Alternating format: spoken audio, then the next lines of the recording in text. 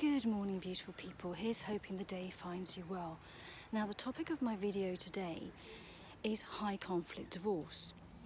Now, in any divorce, no matter how amicable that divorce might be, there will be some conflict. It's just the nature of the fact that parties are divorcing. But the difference between a divorce where there is conflict and high conflict is that the parties are prepared to be reasonable. So their inner demon might come out over some issues, but they will sort it out between themselves or more generally with a lawyer, but it will not escalate. Now, in a high conflict divorce, if you are divorcing a difficult person, so someone who maybe has a personality disorder, or you've been in an abusive relationship, and that's obviously a huge topic in itself, but say you are in that situation, the person you are dealing with does not wish to settle because they flourish on the conflict. It feeds them. So how do you deal with someone in this situation? Well, you need to starve them of their oxygen and not play their game, which of course is easier said than done. But say, for example, you have to communicate with them. Well, you would do that in writing, or so by text or by email, and avoid as much direct communication with them as possible.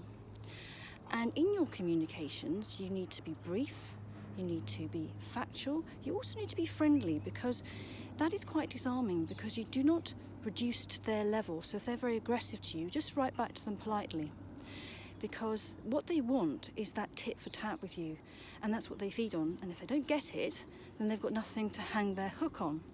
And finally, you need to be quite firm in your decisions, because one of the issues, of course, in dealing with difficult people is that your boundaries may have been eroded in the course of the relationship, and they know which buttons to press and how to trigger your emotions. Now, if you have a lawyer acting for you, ask your lawyer not to send you correspondence through on a Friday afternoon, because that is often a tactic that's used to upset the other party, and they know that it will upset you, and you'll be stewing over it all weekend and you can't deal with it, which is just going to heighten your emotions. So those are just a few little tips about how to deal with someone when you're divorcing in a high conflict situation. Now, the other thing to bear in mind is that, there's a lot of fear attached to divorce and the unknown. So part of what I do is to help reduce the fear, to manage that conflict, to de-escalate the conflict, to deal with overwhelm, manage emotions, and also to support during the legal process, because I understand how the legal process works and the tactics of lawyers. So those are my tips for the day. I'll be back again soon with another video. I'm here to support you, and reach out to me if you have any questions. Many thanks. Bye for now.